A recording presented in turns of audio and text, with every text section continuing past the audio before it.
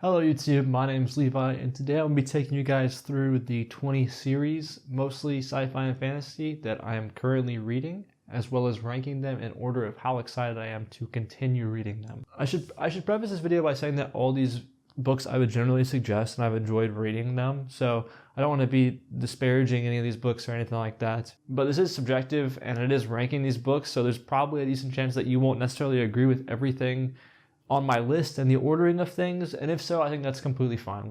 We all should have our own opinions anyways, and that makes things interesting, so feel free to let me know what you disagree with and why, and I would love to hear from you guys. And also, just don't get too offended by this. It's not that serious. I'm just ranking books. If you disagree, let me know, but no reason to get mad about it. We're going to start with the series that I'm least excited to continue reading, and then we're going to move to the ones that I am most excited.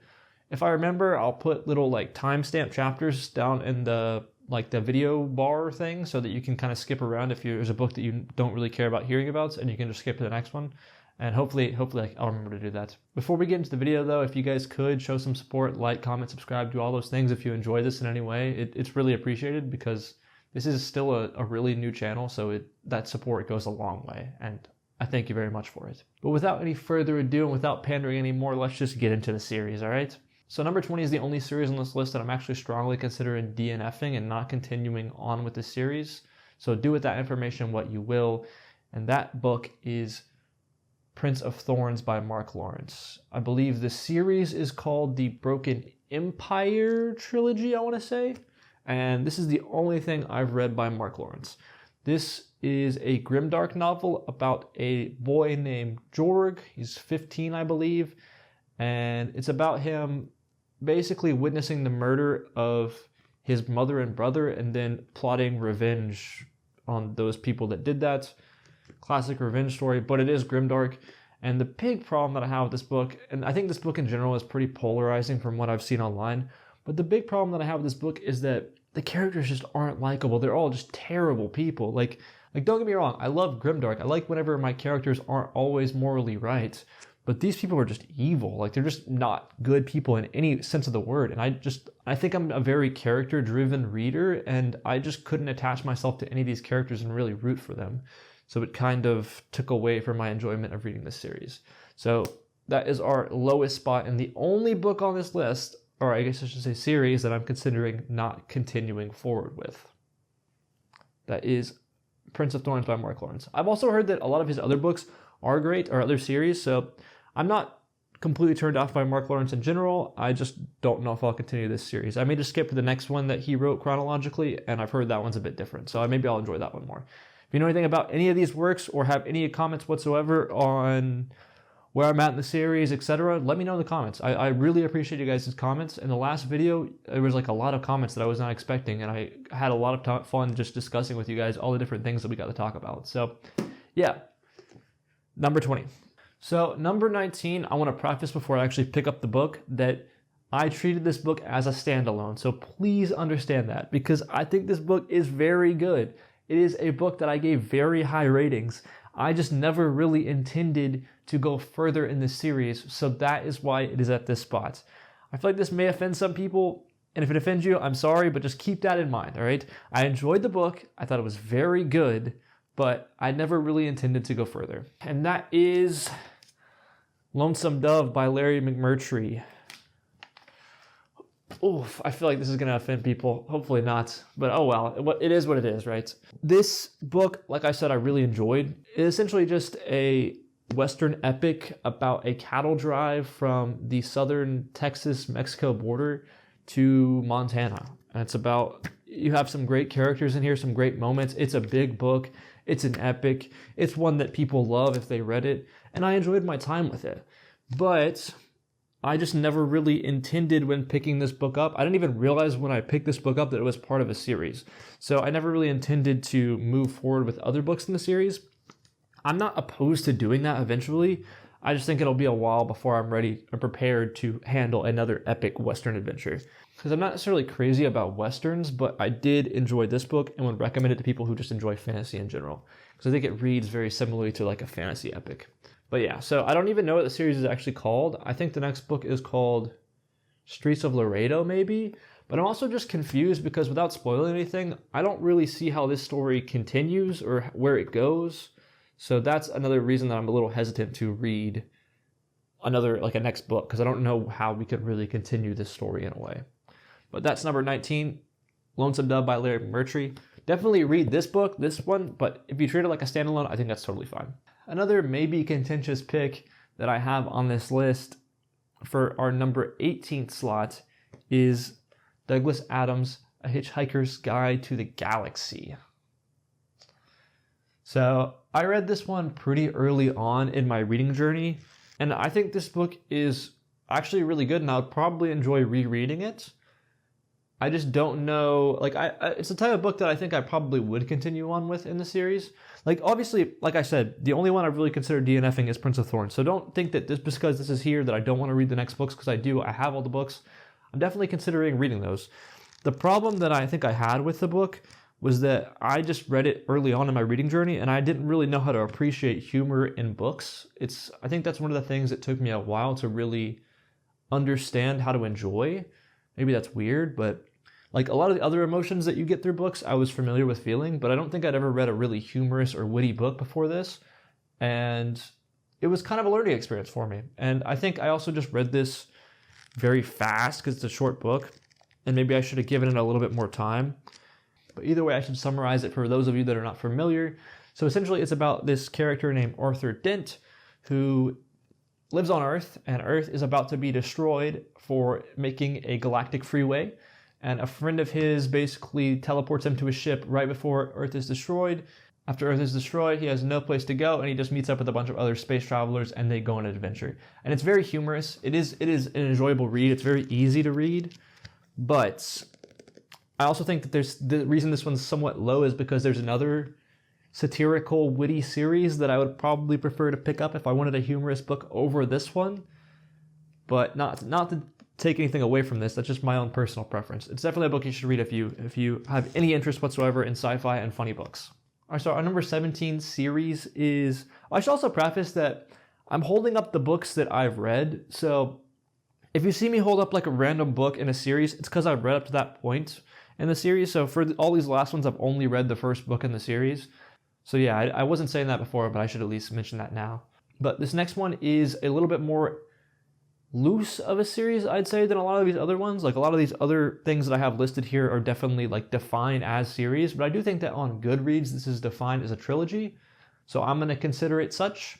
And plus 20 is just a cool number to have, so I wanted to include it here. But I actually mentioned this book in my previous video, so if you watch that, you may be familiar with what I thought about it. But that is The Outsider by Stephen King. This is the only one I've read in the Holly Gibney trilogy, and I enjoyed it.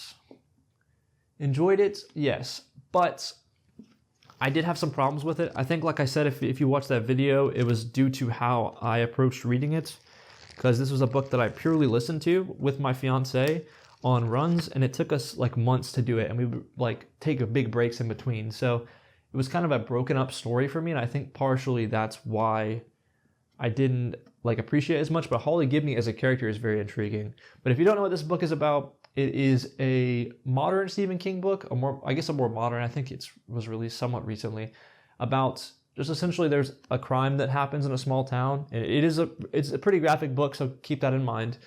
I mean, it's Stephen King, but he has definitely variability in graphic books, I would say. And this one's pretty brutal, and it happens in this small town in Oklahoma, and we just follow different POVs and try to figure out what happened in this murder, whether that be the investigator or maybe the wife of the person accused or the accused or people who are just close to the crime. We just follow a bunch of different POVs, and things just don't entirely add up. It's a Stephen King book, so there's some weird horror, supernatural elements to it, hence the weird picture on the front and The Outsider. But it's a good read. It's definitely one that I think I would appreciate more if I just sat down and read it all the way through. And I also think that there's another series that maybe comes chronologically before this, the Bill Hodges trilogy, that I haven't read, so maybe I'm doing myself a disservice by reading this first. But I believe on Goodreads this is considered the Holly Gibney trilogy, and I have the next book, and I'm excited to continue forward with it. But there's just, I think in terms of King, there's a bunch of other books that I need to get to before I get to those, I think is the case here. So That is our number 17 slot. This is the only horror book, I believe, on the list. So, because a lot of these, like, one thing I've noticed when I was making this list is that most, like, genres other than sci-fi and fantasy don't really do series that much. So, there's a couple here and there, but this is, I believe, one of the only that is not sci-fi or fantasy. So, but it's kind of parallel. All right, this next one is also going to take a lot of justification. And if I haven't triggered you by this point, I'm probably going to trigger you here. And that one is Harry Potter and the Sorcerer's Stone by J.K. Rowling. So, a lot to say about this and give you background of why this is here in this list. I have read Harry Potter multiple times. I probably read it 4 or 5 times in my life, and I'm very familiar with the story. It was years ago that I read it, and it's one of the series that made me fall in love with reading as a kid. So naturally, as most people do, whenever I rediscovered my enjoyment for reading, I picked up the Harry Potter series and decided I would reread it. I only read this first book, but I found that I was very familiar with the story. Like, it was more of a cozy read than like a plot-driven read, I think, because I knew exactly what was going to happen. Because I've seen the movie so many times, I've read the book so many times, so I think that may have detracted a little bit from the reading experience, but it's by no means a bad book. If you haven't read Harry Potter, you definitely should.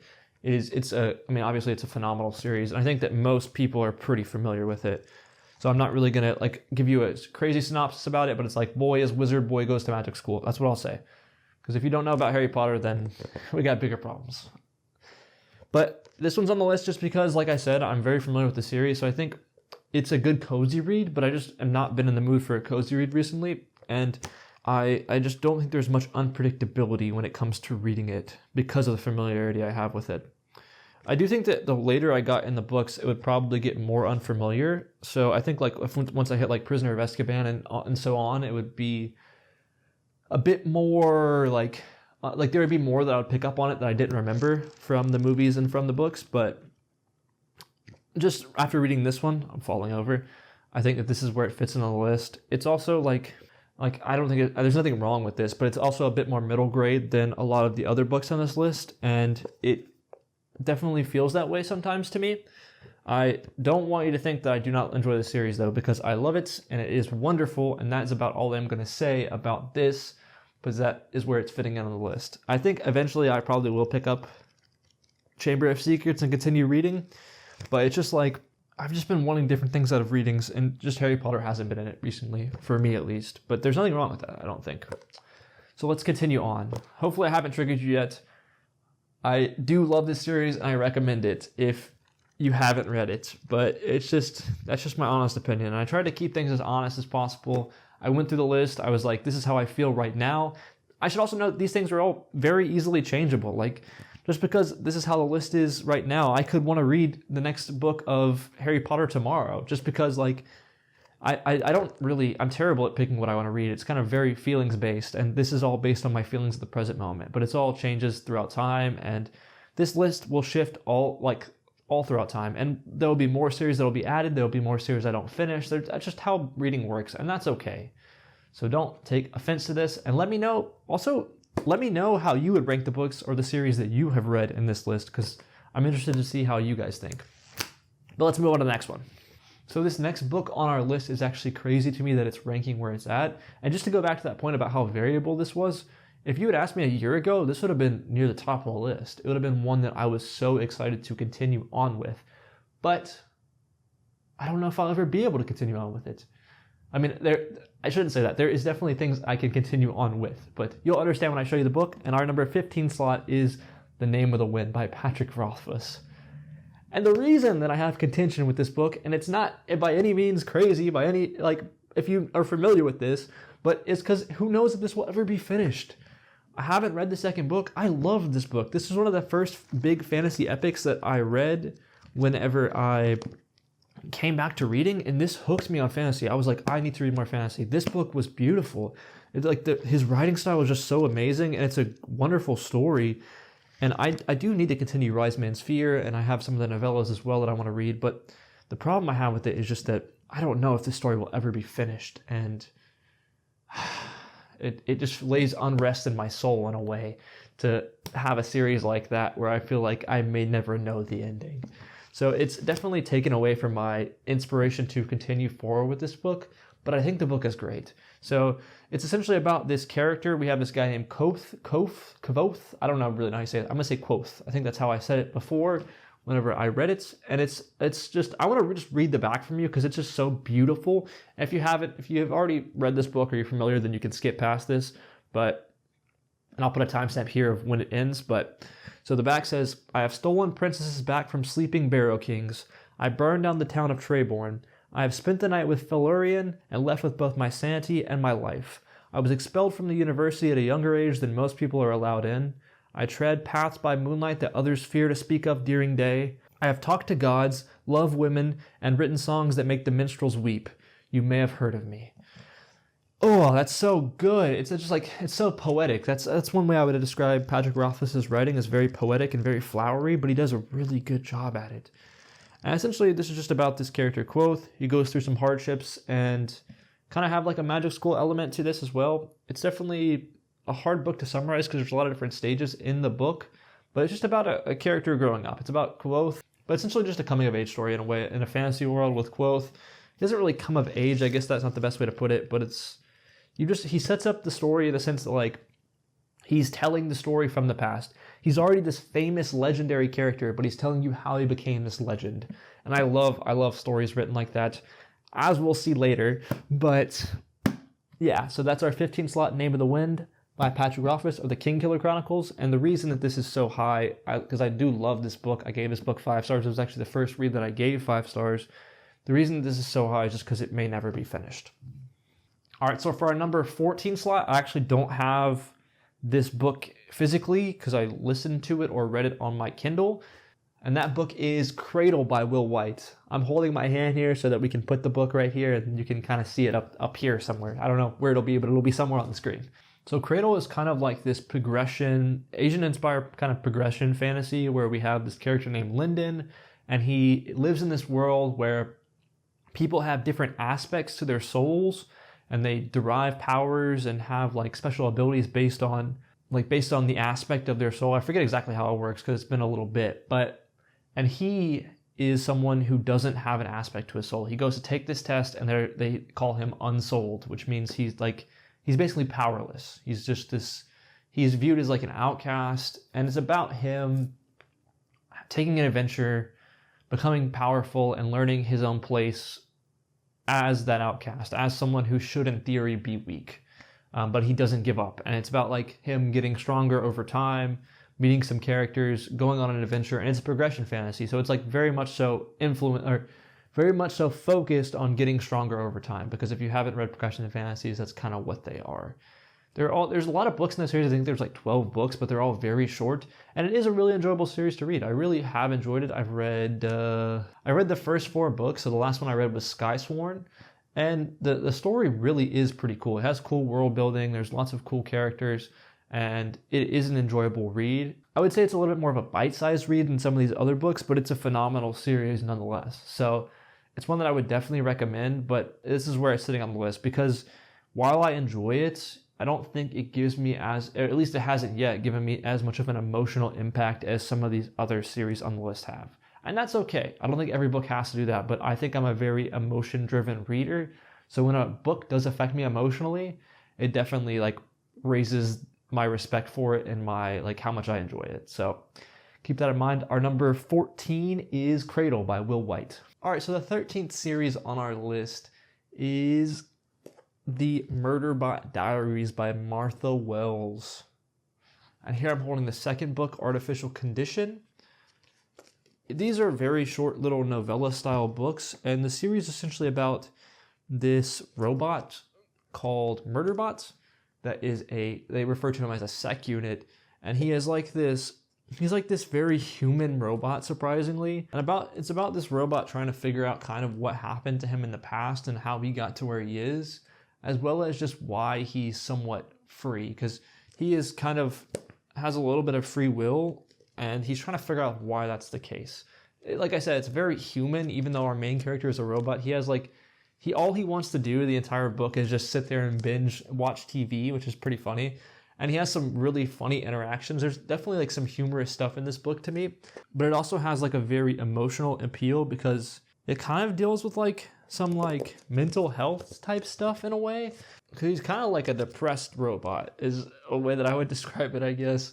He has some issues, but these, like I said, these books are really short. I'm probably not doing the best job of summarizing it because like the plot is kind of difficult to really summarize in a way without spoiling things, but I think you should just try it out. Like, just pick up the first book. It's all systems read. They're all pretty short like this. And they're really good to listen to on Audible as well. I think they're free on Audible if you have an Audible subscription. And just listen through it and see if it's for you. If it's not, whatever. But it is a very enjoyable thing to listen to nonetheless, and I am excited to continue in this series. All right, so our next series is kind of a culmination of a bunch of different series.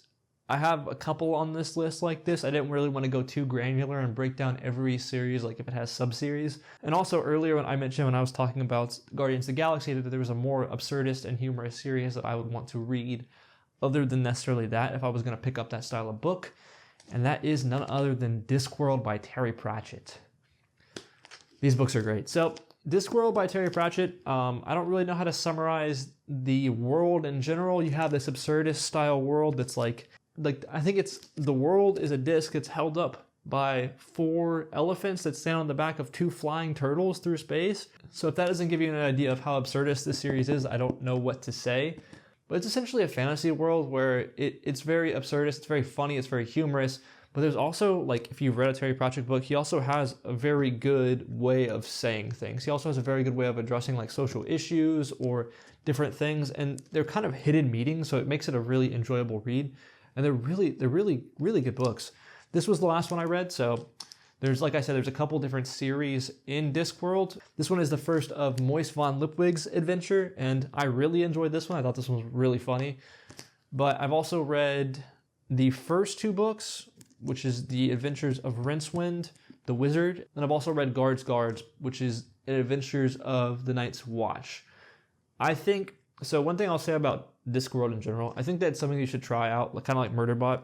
It's not like it's going to be an incredibly draining read. It's going to be very lighthearted and funny, but I wouldn't start in the beginning of the series. I think starting at like The Light Fantastic and starting with The Color of Magic and those type of books, Terry Pratchett kind of took a while to really find his stride with Discworld.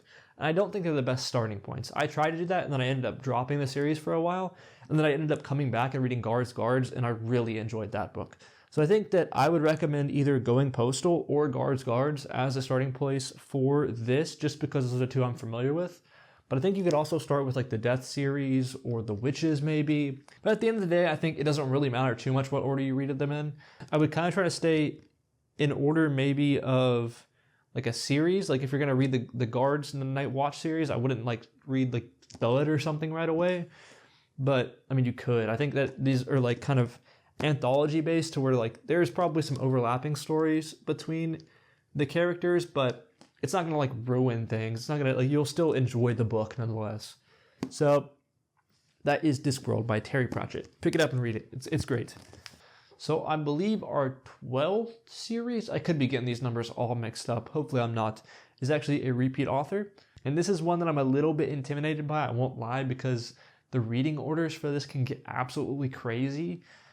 And that is Stephen King's The Dark Tower, Stephen King's magnum opus fantasy series, where we follow a character named Roland as he chases a man in black. At least as far as I know, because I've only read this first book, The Gunslinger. The reason I said this book was intimidating, though, is not because this book specifically, because this is a pretty small book, but because if you've ever looked at reading orders for this book, the amount of other Stephen King works that people recommend reading before like reading the next books in this series is actually crazy, and you can get like huge reading orders for this.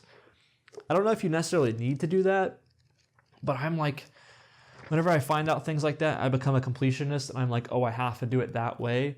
So that's kind of how I was planning on approaching The Dark Tower. I don't think I'll do the biggest like reading order possible, but I'll probably try to get all the main works that I need to get.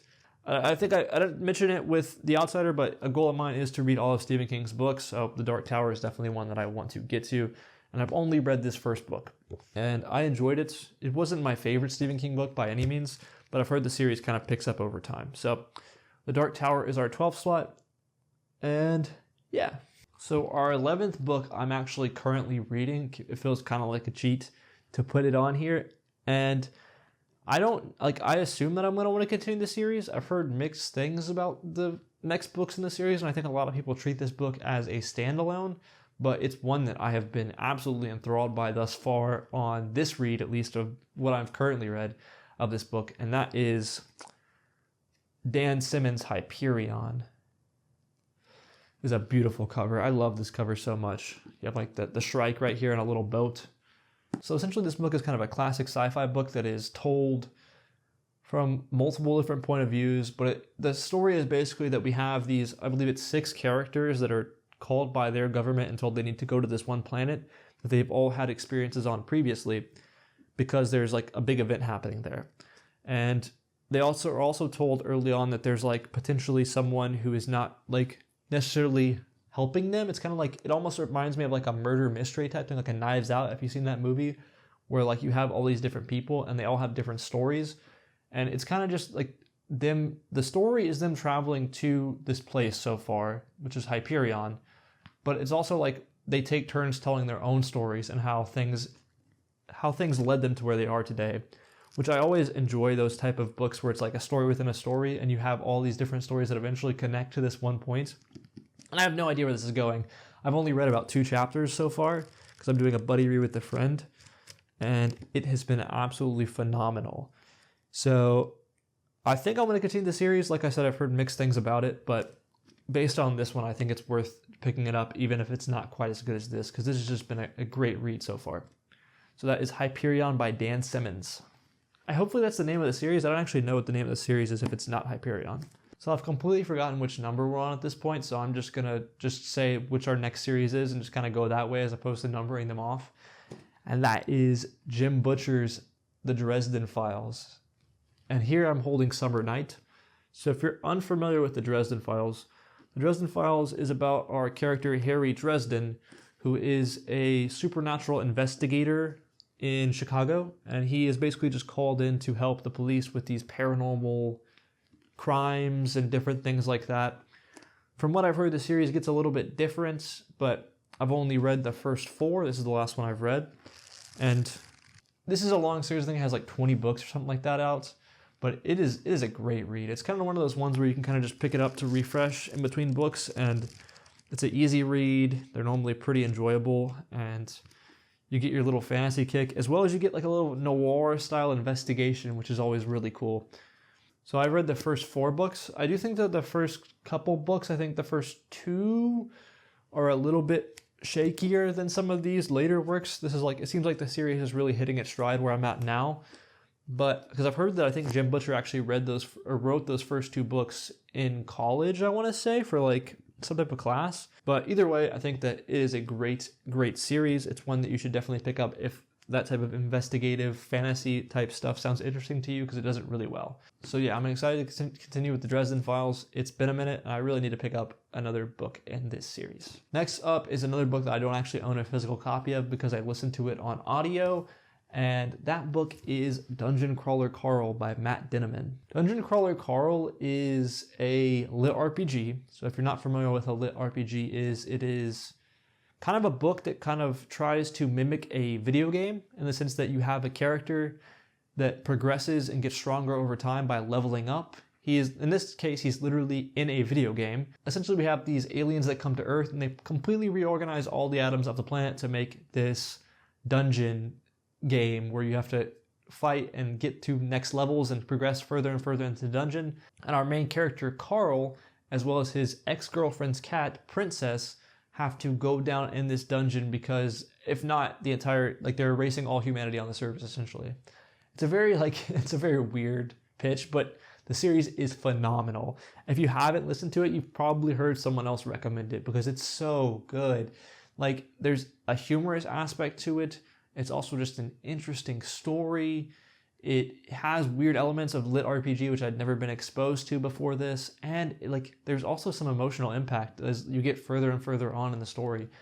It gets really good. And it's one that every time I end up putting it on and listening to it, I really enjoy. So that's all I'm really going to say about Dungeon Crawler Carl, but if you have a way of getting the audiobooks, I highly recommend listening to it. It's super good. And the narrator does a fantastic job. Next up, we have a new author to me that I mentioned in my last wrap-up for February that I just finished up his first book in the series, and that is John Gwynn's The Faithful and the Fallen. Here I have Malice, and this is the only one I've read from John Gwynn. Also in that video, I said this was a Norse mythology-inspired series, and for some reason I was thinking about the Shadowlands, I believe is the series, the other, like one of his newer, more modern series. This is not the case, but it does kind of feel Viking-inspired in a way to me. But it's essentially just a multi-POV story that's kind of Viking-inspired, that's about a power struggle and just about a bunch of different characters and how they interact with the world. I don't really know how to summarize the actual story of The Faithful and the Fallen. It's definitely like a battle of good and evil, and there's some interesting stuff going on in the world. Like there's giants and stuff like that that kind of remind me of like Attack on Titan in a way. But other than that, I only read this first book, this Malice. I mean, it's a chonker. It's not the biggest book on this list, but it is a big book. And this is, I believe there's 4 books in this series, and I'm really excited to get further because I felt like this set up the story really well. I do think that people note that this book is a little slow. I didn't find it too slow myself on my read because I really enjoyed spending time with the characters, but if you're going to read it, you should probably know that.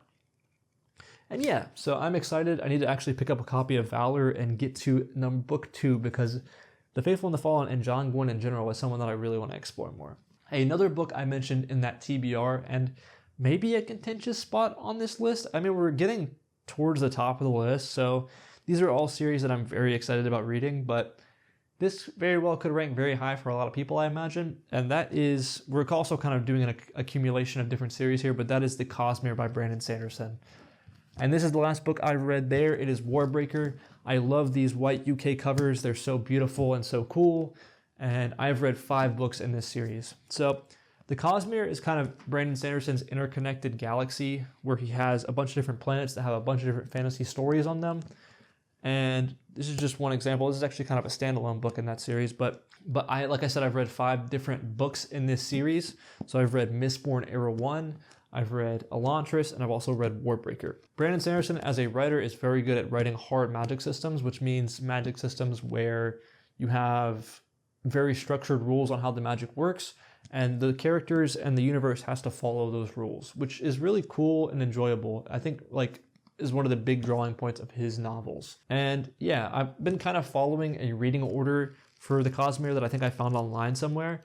And so my next read will actually be The Emperor's Soul, which is a little novella. And then after that, I'll be starting on the Stormlight Archive with A Way of Kings, which everyone really enjoys. But like I said before, kind of like a completionist when it comes to series. So when I heard that there was preferred reading orders to get all the Easter eggs between the universe, I kind of had to follow them. So that's why I read Mistborn Era 1, which I think is a fantastic place to start. I think if you want to read the Cosmere, I think I would definitely recommend Mistborn Era 1. And then if you want to, you can go back and read Warbreaker and Elantris, his more standalone books.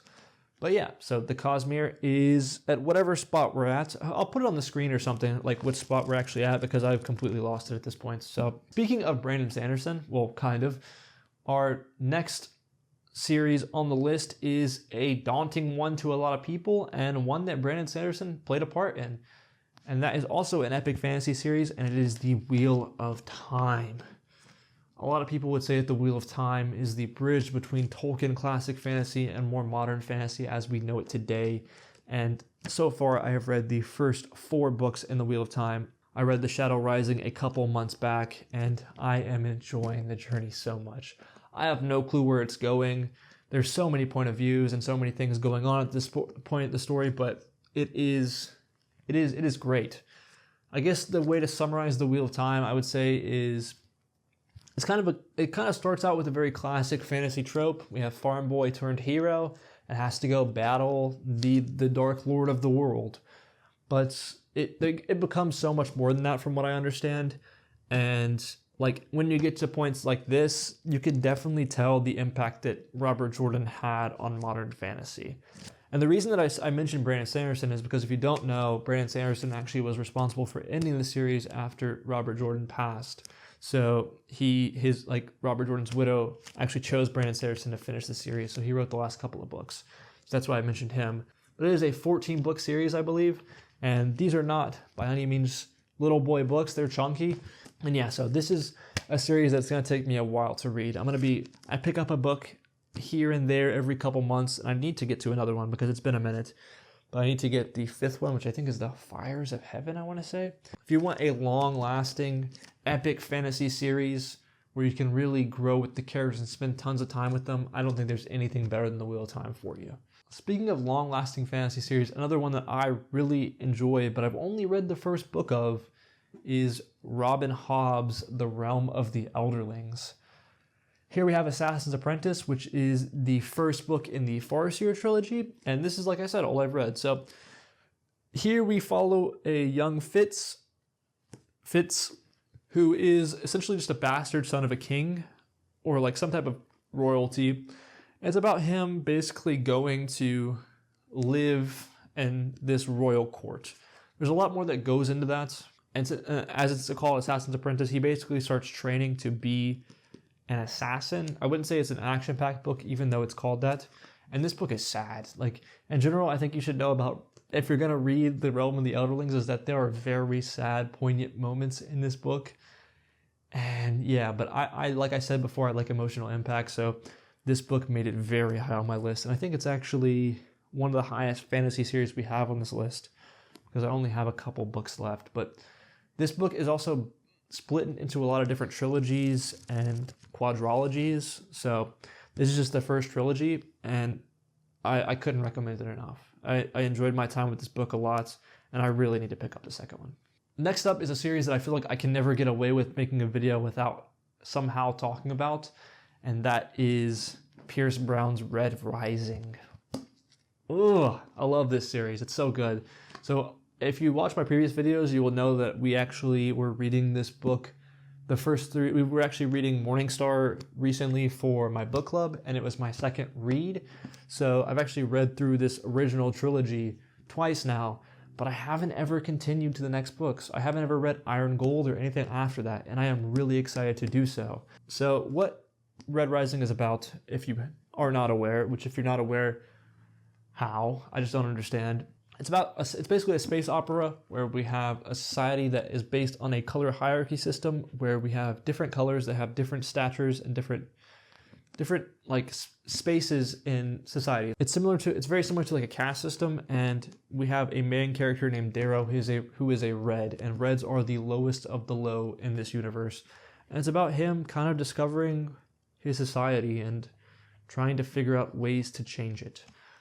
The first book, Red Rising, is very Hunger Games-like, so if you enjoyed that book, you'll probably enjoy the first book, but later on in the series, we get very much more space opera-like, where we have different characters vying for power, and things get a little political, and yeah, I just absolutely love this read. It is an action-packed, it is just non-stop plot moving forward, non-stop action. It is a great read with a lot of very great emotional moments, so I can't recommend this series enough. So I know we're at our number 2 spot now because I only have one more book down there and one book behind me. But our number 2 series that I'm most excited to continue forward with, and one which I am currently reading and listening to, is The First Law Universe by Joe Abercrombie. I think I mentioned in the previous video that Joe Abercrombie is who I consider my favorite fantasy writer currently, and that's just true. It's so hard for people to put a candle to Joe Abercrombie for me when it comes to how he tells his stories. I also mentioned that I'm a very character-focused reader, and there's very few people who can do characters as well as Joe Abercrombie does in The First Law.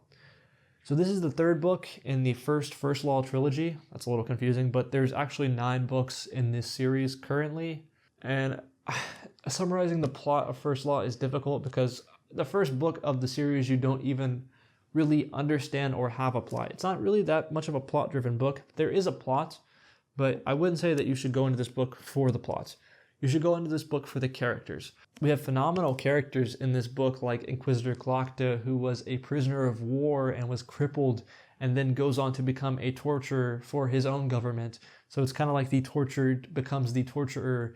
We have the barbarian Logan Ninefingers, who is this feared Northman who has seen so much combat.